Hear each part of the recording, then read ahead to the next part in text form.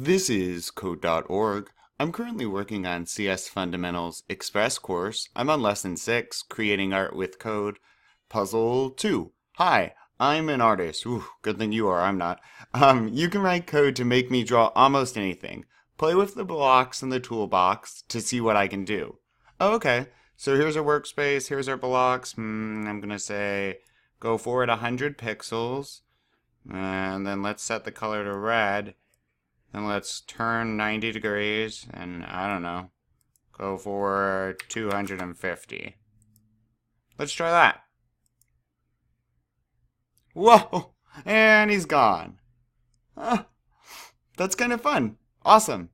So I guess we're just kind of playing around. I wonder what this does. Nope.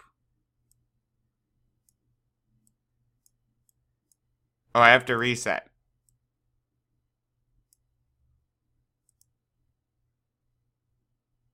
Oh, now it's a random one, so it's not even, you don't even see the red. Huh. Cool. I'm excited to see all we're gonna learn. Let's keep going.